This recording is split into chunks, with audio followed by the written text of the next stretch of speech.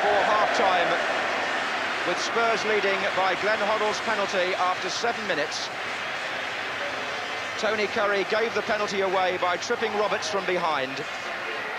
And although Gary Micklewhite, number 9, had the ball in the net just before half-time for Queen's Park Rangers, the goal was disallowed, and the half-time score in the F.A.Cup Final Replay is Queen's Park Rangers 0, Tottenham Hotspur 1.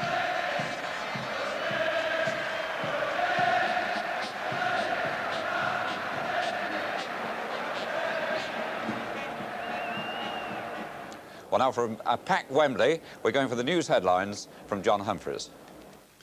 British troops are now moving forward from their bridgehead at San Carlos Bay in the Falklands. The news was given by the Prime Minister in the Commons, and although she gave no more details, it's understood a parachute battalion is advancing on the Darwin and Goose Green area and has already met some opposition. There's no word from the Ministry of Defence on whether there are any casualties on either side. It's also thought that other troops, believed to be Marines, have moved eastwards in the direction of the main Argentine garrison at Port Stanley. Tonight, Argentina claimed that her Canberra bombers had attacked the British bridgehead in the early hours of the morning. Tuesday's mass air raid on the task force ships is now known to have caused more British casualties than earlier thought. On the destroyer Coventry, 1 man is known to be dead and 20 more are missing. And on the merchant vessel Atlantic Conveyor, there are 4 known dead and 8 more, including the captain, missing. The Atlantic Conveyor is still afloat, and attempts are being made to recover some of the cargo and perhaps salvage the ship. The first men to come home from the task force are back in Britain. The 260 survivors from the first Royal Navy ship to be sunk, HMS Sheffield, flew into Brize Norton RAF station in Oxfordshire to an emotional reunion with their families. The destroyer's commander, Captain James Salt, said they'd come home with mixed feelings. There was real happiness at being reunited with their families and great sympathy for the relatives of those who died. He said they felt deep sorrow for the loss of their ship, anger that it had happened, and frustration that they were not still fighting. Reports from Washington say the United States has begun supplying missiles and other weapons to Britain for use in the South Atlantic. They're said to include Sidewinder missiles, bombs, rockets, and ammunition. That's all for now. I'll be back here with the main news at 9:30. Now back to David Coleman at Wembley. Thank you, John. In time for our half-time discussion, and sharing the studio with me, Jimmy Hill on the far side, obviously, and Laurie McMenemy. First, Laurie, that disallowed effort by Queen's Park Rangers just before half-time. Let's have a look at it. And do you think the referee was right? Well, he blew very early, actually, but I wasn't quite sure what it was for. This was one of the well-rehearsed free kicks. Charged down, and then it's whatever happens here. There's a lad in red there who was in an offside position. The linesman probably thought he was there when the ball was kicked, but he buried that. All right, there's nothing happened after that. I can only assume that the man was in an offside position because he definitely blew early, the referee. Jimmy, what did you think about it? Well, here it is coming up again now, and we get a chance to see the moment the ball's played. There it is. Is he offside or not? Ah, there he is. You can see on the left of the screen coming out from an offside position. It's amazing how linesmen are so accurate in those. You're watching the game generally and you don't see the odd man standing out, but his job is to look at it. Yeah, he's in lane. I think it might have been Terry Fenwick actually on the edge of the shot, but it's a bit of an unlucky situation for a side to put one in the net like that and then find a player like that offside. Yes, it is. And we admire their spirit, I'm sure. They're not giving up. I mean, that moment that Waddock clenched his fist and sort of said, "Come on, lads." While that was after the penalty incident, wasn't it? Yeah. Well, let's have a look at the penalty incident. And Laurie, Jim has talked about this, and I think Jim made the point about Hazel here, missing out on his tackles. He charges in here, does Big Hazel, and he's flung himself at Roberts, and Roberts is not the most skillful player, with due respect, but he dodged that very easily. He saw the gap, went in the box, and Tony Curry had to pull him down, and I think Curry had 1 or 2 little words to say to his pal Hazel about that. That was definitely a penalty. And I thought it was interesting that the 2 key men in the midfield positions, Roberts and Curry, at that stage of the game, Roberts was looking the outstanding player because shortly afterwards he missed a good chance. Actually, there's an interesting moment here. I'm not quite sure, but I've got a feeling that the last penalty that Glenn Hoddle took, he missed. Yes, and yet he didn't seem to hesitate at all here. No, that helped him. I think he put it down and ran up and just took it, and bang, it went right in the corner. All the goalkeeper can do there is guess, and he guessed wrong, the lad. It's a side foot. gentle side foot. A lot of not people what it is, prefer right? insteps, but, well, sort of, yeah. I mean, over gentle, shall we say. But, I mean, it wasn't a drive with the instep. But he was full of confidence about it, wasn't he? Yes. Well, if you've got that amount of skill, you can be. I think that one of the interesting things to me is that QPR tonight are playing 4 players across the middle. It's a 4-4-2 formation, which requires a lot of running from the front players.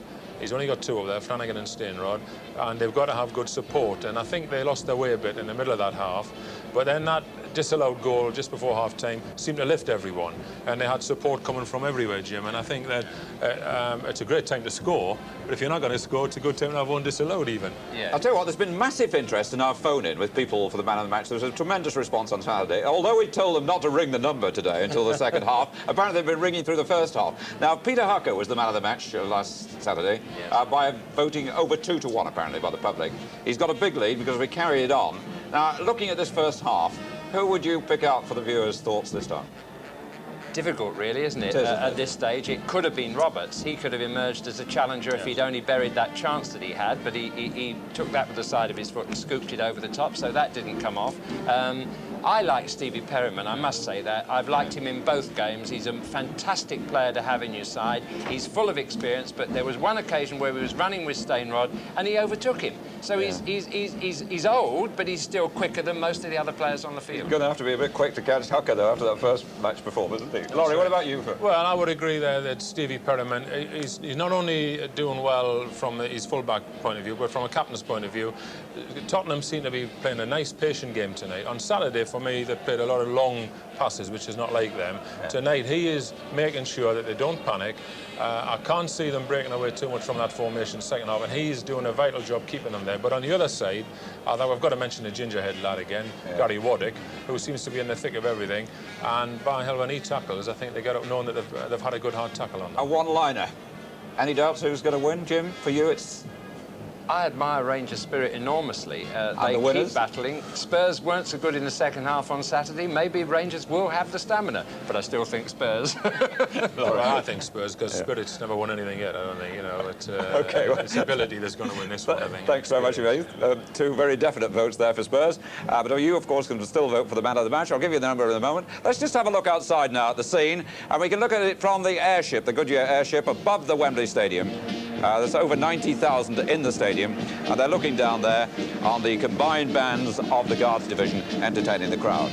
Just before we go to listen to the music and watch the marching, this is the phone number. If you want to nominate a man of the match, just ring through with a name and your name. That's all we need, and you can start ringing about 15 minutes from the end of the match. 01 if you're outside London, 811 8055. I'll repeat that, 01 outside London, 811 8055. And this lovely silver trophy will be presented to the person you choose as the man of the match immediately after the match. All right, out we go again then to concentrate on the marching and playing of the combined bands of the Guards Division.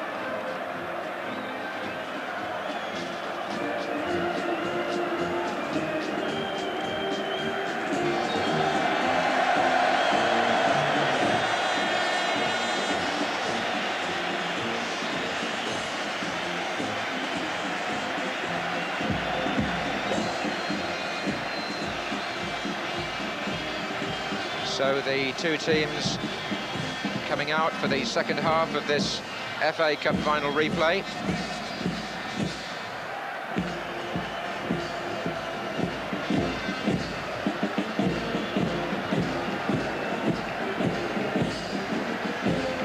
Those two gentlemen coming out behind Clive Allen as he goes on his crutches, two of the psychiatrists who've been working with Spurs this season in the grey suits there. It's an interesting experiment Keith Birkinshaw has tried, and Clive White comes out. I don't want to, for one moment, contradict our experts. Indeed, I agree there was a player offside on that replay, although I just wondered, seeing it again at half-time while they were talking, whether Clive White might also have spotted a little push on Paul Miller, maybe by Stainrod, so possibly a combination of reasons why the officials didn't give a goal, although certainly Fenwick number 2 was the player in the offside position. All that's history now. Spurs lead 1-0. Ricky Villa, whose glory night this was last year, coming out with Keith Birkinshaw.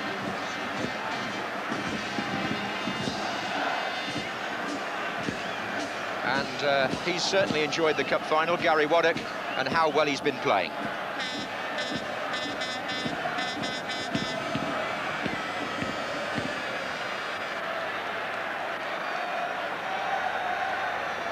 So Glenn Hoddle's penalty goal dividing the two sides, and when Tottenham last won the cup 2 years running, 61 and 62, Danny Blanchflower scored from a penalty against Burnley.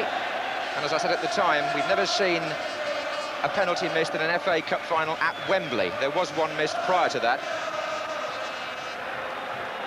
But Spurs lead here tonight 1-0.